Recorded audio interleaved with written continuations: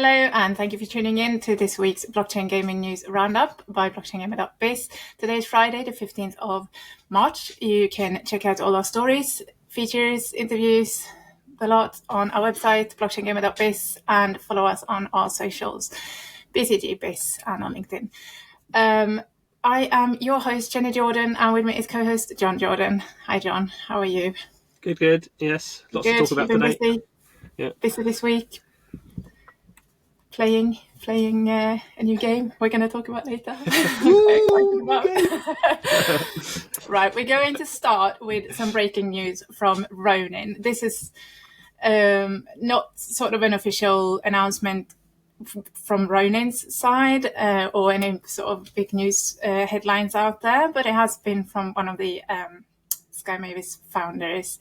Has posted on Twitter just recently that Ronin is finding themselves in a situation where they are parting ways with ZOIDZ, with ACT Games, who are the developer of the ZOIDZ Wild Arena, which was fairly recently onboarded onto Ronin as part of their sort of big push to invite third-party developers into their ecosystem.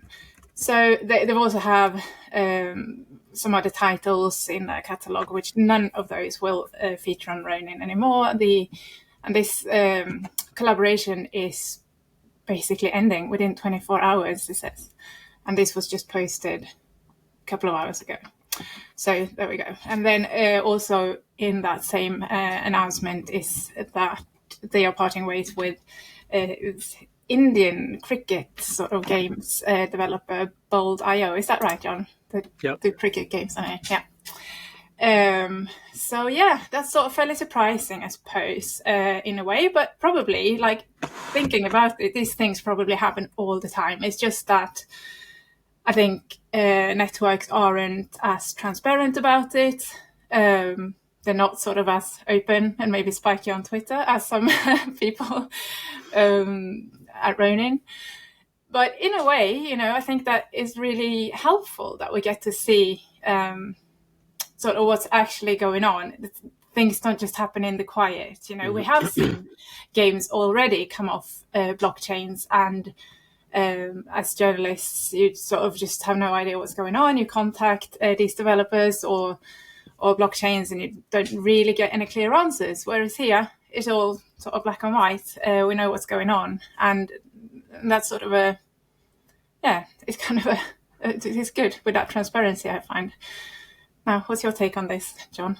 Yeah, I mean, as you say, it's sort of I guess one of the things with Ronin as a blockchain at the moment is you can't just develop on it. So it is like a permissioned blockchain. So there are slight, if you're on Polygon or Solana, you just sort of turn up really, and you may get a grant, or you may sort of do a sort of partnership deal with the foundation or something. But those sort of chains are much more led by the dev team. Whereas because Ronin, obviously run by Sky Mavis, and as I say, it's permission blockchain. So in order to get on there, Sky Mavis have to sort of give you permission. So Sky Mavis is in a much sort of stronger position, really, to sort of decide, what games it's going to sort of partner up with. And obviously, in game development, you get problems in problems in the development process. Maybe the game's not as fun as you think. In this particular case, when they talk about ZOIDZ, they say there's some changes in the management at ACT. So we don't really know what that means, but maybe they're sort of moving away from Web3. I think I played ZOIDZ when it came out. It's a really solid, very sort of high fidelity trading card game with these dinosaur robots. But it's not the most exciting. It's not like if we look at the game that's been successful on Ronin, it's Pixels, which is a really scrappy, from the ground up Web3 native platform, that's built community. Whereas ZOIDZ is much more like, here's a trading card game, and we made the cards NFTs, and there's, it's sort of, not that exciting. And it sort of came out at a time when crypto prices weren't so high. I think if that game came out now, you'd have a bunch of people piling onto it. So I think the combination of, it was on Polygon as well, so they had to do the whole migration thing, which probably meant that a whole bunch of people, the game wasn't successful on Polygon, so it already had one attempt and sort of failed. And I think it's sort of one of those things. But I guess the weird thing is, in this case, that Alexander Larson, who's the COO, at Sky Mavis, who is quite spiky on Twitter, as you pointed out, has sort of preempted, has sort of just said, "Oh, this is what's happening." So it's not come from the official, Ronin Twitter account, and it's not come from those companies. They're not announced. This has all been announced for them, which sort of Sky Mavis can do because it's Sky Mavis's chain. So, I'm not surprised about ZOIDZ, I suppose, because it just, obviously they've changed their view on whether they're doing Web3. We don't exactly know. Bold is a more interesting one. So, Bold, as you say, is a cricket. I mean, their vision over time is to be a whole sort of sports sort of series of hyper casual mobile games, but cricket obviously the main thing in India. So, Bold was one of the first games that was announced. There was about 6 games, I think, that Sky Mavis announced over a year ago now. We're going to be the first games on Ronin. And they've seen a bit of attrition on that. So Battle Bears was one of those. Battle Bears said that we're leaving Ronin. It wasn't, again, there wasn't any detail of why they weren't coming to Ronin. But, I would imagine probably from a Sky Mavis point of view, they might have some sort of performance KPIs that they might want games to be reaching. Or a level of quality of the game. So you can't just, we do an agreement now, but your game has to be, of sufficient quality, and maybe you have to have this many sort of, I don't know, people playing it before we go live. That's fairly standard in the gaming sort of world for sort of publishers and that sort of thing. So Battle Bears was maybe more of a mutual parting of waves. We don't know where they're going to turn up. The Bold one is interesting because they earlier the start of February they announced a funding round which was led by Sky Mavis. So that suggests a fairly recent sort of change of the relationship there. Yeah.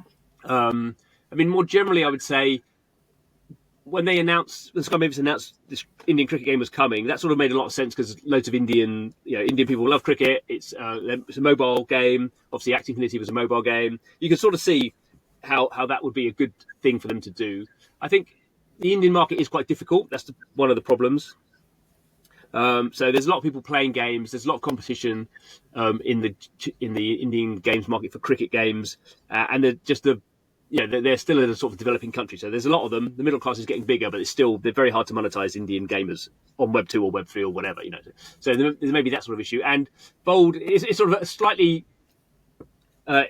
sort of catty comment that Alex has done, where it sort of says to them, we wish you all the best in your journey on Binance Smart Chain, which is sort of like, off you go to Binance Smart Chain. Obviously, I've never been a fan of Binance Smart Chain. I think it's it's good for some markets, I would say, but I've never seen a good game on Binance Smart Chain, so it's sort of a little bit funny. But I think the other reason is I think that Sky Mavis and Ronin are now increasing in confidence. So when they first announced those games, they had sort of, Axie Infinity is a sort of game that had done really well and then was a failure. They didn't have it much going on the Ronin blockchain. They were very much a work in progress. A year on, they're basically going to break through 1 million daily active users, which was their peak on Axie Infinity. Pixels is going from strength to strength. They've just done this Aperon sort of launch for tokens. That's going enormously well. They've just done this, what's it called? Kydro is one of the new games they're pushing. They just had 300,000 people mint a free NFT on that. They've got loads of things they're going to announce. They keep saying on Twitter, you don't know what's coming. The Ronin price is at an all-time high. I just kind of think the Sky Mavis people just think, we're in the driving seat now, and we're going to make some strategic choices that are good for us. And if some of the weaker games on Ronin are sort of a bit embarrassed by this, well, that's how it is. And I also sort of think, I know Alex a little bit, and he is quite a competitive. He was a competitive, esports player. He's a competitive individual, and he's not from the games industry. He's not. I wouldn't say he's impolite, but he's not. He's not a. That's the sort of thing he does. He's a bit. Should we just stop there and move on? Okay. No. But I think it gives a bit of context. You don't really need your personal take on Alexander Larsen, John. Okay, all right. I thought it was going to be a bit. No, but more sort of. I kind of like to dig into this a little bit because you know some game developers and this sort of struggle they have gone through to actually find an ecosystem that aligns with them and and they don't always align even with the sort of network they end up on. It's almost like, well, this is the least worst deal we could get, sort of thing. So it's obviously just worth mentioning that there's loads going on behind the scenes that we don't know, but also the fact that it isn't always like a good click. No. When it initially happens, it might already then be doubts and in differences and those sort of then just growing sort of thing. And I think the other thing for Bold is they've not shipped anything. So it was announced a year ago. They have a thing you can play, but they've not. There's no NFTs on Ronin, so you could. I think they were a less experienced team. I don't think they've done a lot of stuff before in Web 3 or Web 2. So I think they just may have had struggles just sort of fulfilling their vision of what they wanted to do. And it may just be that, it's just not of sufficient quality. But I think the other thing is we'll see next week. I think the timing is probably interesting as well, that next week is GDC, the big games conference. And I imagine we're going to have lots of, well, I already know some announcements from various people. And I imagine Ronin will probably do some announcements there of sort of quite big games. I think that's the place where people announce big game, announcements, partnerships, and just the way blockchain's been over the last 6 months, you wouldn't be surprised if some, sort of surprising headlines are made. And if I was a traditional games company looking at what blockchain I'd go on, Ronin would be top of the list. So that's just the way it is. So we may have, it may be they announce it now and everyone's forgotten about it by next week. So. Yeah, but they do. It's also worth sort of mentioning different approaches. Like Sky Movies, they have this, and they've never been shy to say that kind of we want quality games. We are going to go for a few selective ones that are up to our standard, sort of thing. They're not compared it to like Immutable that said this week, onboarded 75 games in the last 3 months. We're now up to 270. They just, the way we got the most games now, they're just sort of very different approaches in that sense. And like you've often kind of emphasized your point, that it's better kind of, but although that's more for game developers, it's better to sort of focus on the one thing and do that one really, really well than to spread out really thinly. And but I agree. I mean, I think, because this argument whether sort of Ronin and Immutable are competitors, in some ways they are, but they are very different companies and very different sort of the way they handle their sort of tech. Sky Movies is much more a sort of, in a sense, a smaller company, and much more like we're very Web3. We've run our own games. We really want to get involved with the game developers and really build together collaboratively. And maybe that will change over time. Whereas Immutable is much more like we are a tech company. We have built a bunch of tools. You have access to the tools. Off you go. And if you need sort of extra help, we'll help you. But it's not like, I think for like, with Pixels, it's almost like a co-development. It's almost, almost like Sky Movies is part of that development team, really deeply integrated. Whereas I think with, obviously, you can do that with if you've got a few games. At the moment, Ronin has a dozen games maybe that are coming out on it. Whereas, as you say, Immutable is much more like we are the place where everyone goes. We have really good, fantastic, robust technology. You can just plug it into your game and off you go. And they're going for a much more of a, they would definitely argue we have a quality bar. We don't let any old nonsense in. No. But obviously they're going for a quantity type approach, and Sky Movies at the moment is going for a quality type approach. I mean, those would be the and whereas Sky Movies, you would say, have like a big the sort of majority of Web3 gamers probably in their ecosystem now.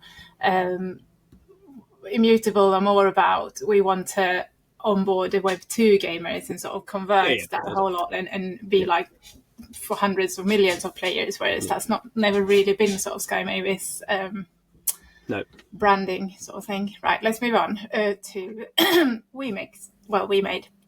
They launched they had a global launch of Night Crows this week, or Night Crows.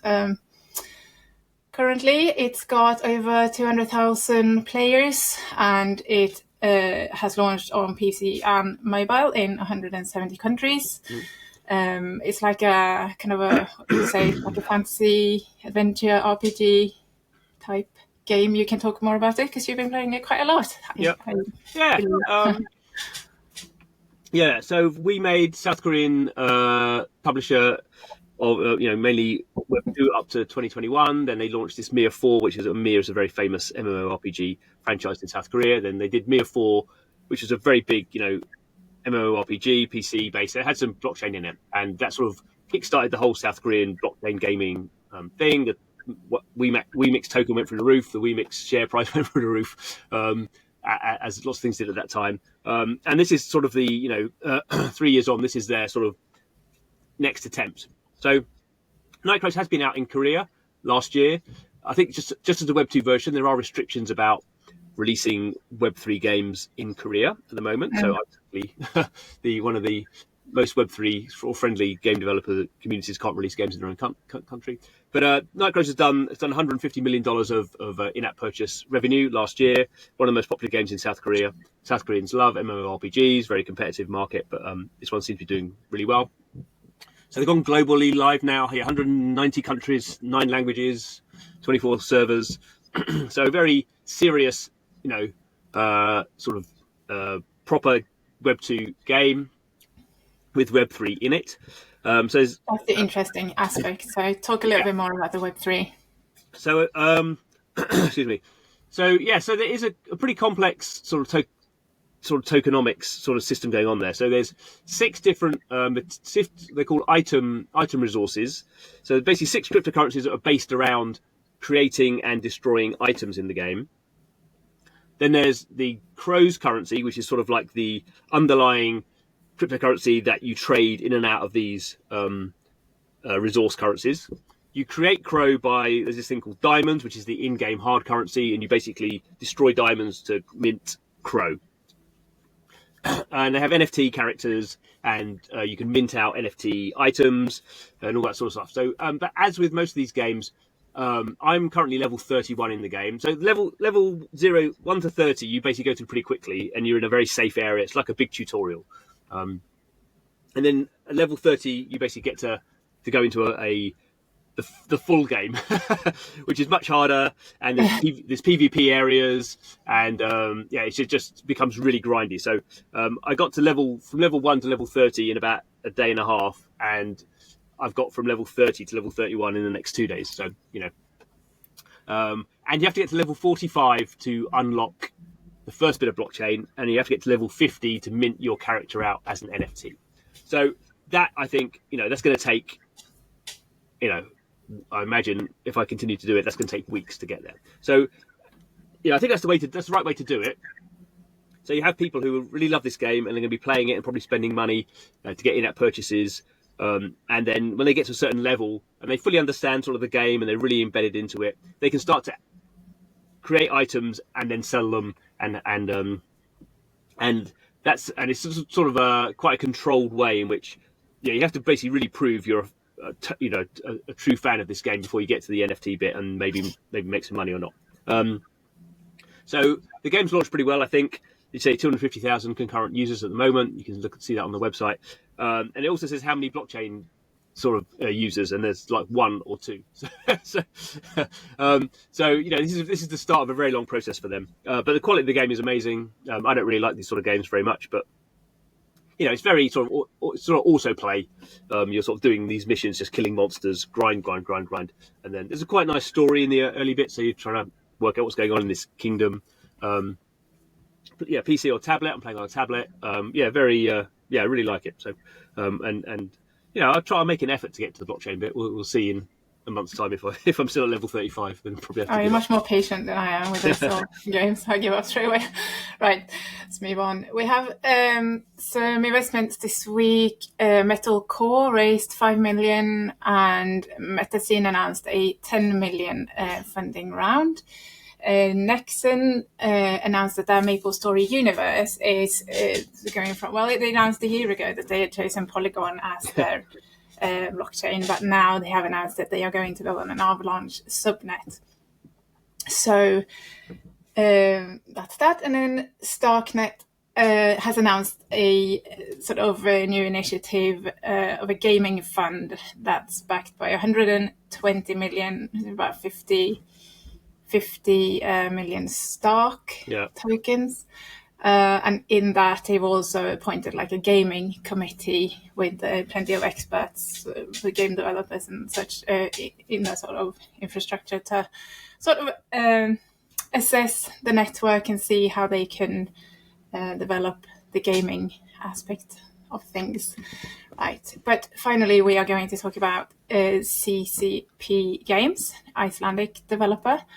They made news also about a year ago that they had raised 40 million to make a blockchain game within their famous PC EVE Online. And you have updated me on what sort of game that is. No. Quite a hardcore PC game, not for the faint-hearted. And so they've just dropped a lot more details on sort of Project Awakening that this game within EVE universe is called. So tell us a bit more about that. Yeah. So as you say, sort of CCP, renowned as the legendary developer of EVE Online, been going for 20 years. Probably the most hardcore MMO sort of RPG, it's a space combat game, but it's a super hardcore game. It's been very successful as a niche game. I guess the problem they've always had is they can't expand the audience because it's so. I mean, I could just never play it. It's so complex, so time consuming. So they're sort of the people who play it absolutely love it. It is their life. They people get married in there, all the usual sort of stuff you have in these big world games that go on forever. And I've always sort of joked it's the most blockchain non-blockchain game out there, if that makes any sense. It's not a blockchain game at the moment, but clearly it has some very very sort of core blockchain type sort of features in there. And the CEO Helmar has been going to blockchain game conferences for as long as me. Extremely clever guy, and has thought very deeply about what blockchain could do for games, and specifically about EVE. So they announced, as you said, they raised $40 million from VCs to do what they call a blockchain game in the EVE Online universe. So obviously they're not at this stage, and they probably never will bring blockchain into the existing EVE game, because that would maybe just annoy some of the user base at least. But excuse me, it looks like they're going to have a sort of what they call a shard within the EVE Online universe that will have blockchain. So potentially, if people wanted to, they could opt in to go into that sort of shard and do the blockchain stuff. Or I imagine lots of people would have one account in the main one, and if this thing works, one account in the other one. Mm-hmm. I guess the interesting bit here is they've not really announced. I guess we assume it's going to be very much like an EVE Online in terms of the gameplay. So mining resources, building ships, having massive space battles. But they've announced they're using a company called Lattice's MUD engine for the sort of blockchain backend type stuff. Lattice are pretty renowned as a bunch of sort of giant-brained blockchain people who make fully on-chain games. They've really been people pushing the fully on-chain game community. They tend to make experimental games that the likes of me and you couldn't play because they're very complex, and you have to sort of download loads of stuff and go to GitHub and write your own interfaces and stuff. But the people who like that sort of stuff love them, and they're sort of currently trying to do something a bit more sort of public facing with, what's it called, something Strife, I can't remember. They got a RPG, fully on-chain RPG. They built their own blockchain called Redstone. So they're trying to be a bit more open, but they're just very deep techies. They're not game developers. So anyway, so CCP are going to use their MUD engine as the sort of back end, how it interacts with blockchain. So this game will be fully on-chain because that's what the MUD engine does. And also as part of that, they've announced that the engine they use to make EVE Online, which is called Carbon, is also going to be open source. So that's quite a big deal. Nothing to do with blockchain, but basically you can sort of see the pieces fitting together. This EVE Online thing is going to be a fully on-chain game using this engine. Probably very experimental in the early stages, but also the sort of the engine they use to make the game, the graphics, all that sort of stuff. So like the equivalent of like an Unreal or a Unity. This Carbon engine is also going to be open source, so anyone can start fiddling around with that. And the point that they're trying to do with this playtest they're doing in May is they want people to have like a framework of sort of people tend to call in this in this situation, the physics of the game. How does the game actually work? What is the speed of light, or whatever? How do things fit together at a basic level, and then let people build stuff on top of it. So then you can sort of start to build sort of bots that do things for you, or whatever. Composability is this sort of key concept that has been mentioned a lot in blockchain. It's super hard to do, and it looks like Eve, who know a lot about making games, and are now going to sort of try and become the sort of community hub for a lot of these fully on-chain game people. And it wouldn't surprise me, sort of, you can imagine in 10 years' time that a lot of the fully on-chain game people are sort of building their games in EVE Online. I mean, I don't think that's a preposterous thing to think, because one of the big problems we've always had with on-chain games is they're fascinating from an intellectual point of view, but you never get more than 1,000 players, because literally there's only 1,000 people who are intellectually capable of playing them, and I'm not one of them. But I would like to play those sort of games. So, you can imagine Eve. Okay, maybe it has hundreds of thousands of players, but that's a 100x from what we're seeing with fully on-chain games. So I think this is probably something going under the radar a little bit, and it's sort of easy for us to say this is going to be amazing. This is the future of everything. This is very experimental at the moment, but you can start to see how they're thinking about what they're doing, and I think it's more radical than maybe. And looking down the list of fully on-chain games, we have kind of proof of play that raised 32 million last year. Mm-hmm. So this would then kind of make it the most funded fully on-chain game so far. I mean by miles. Yeah. Right, good stuff. Well, on that note, we are going to round up and say thank you very much for listening, and we will see you all next week. Bye-bye.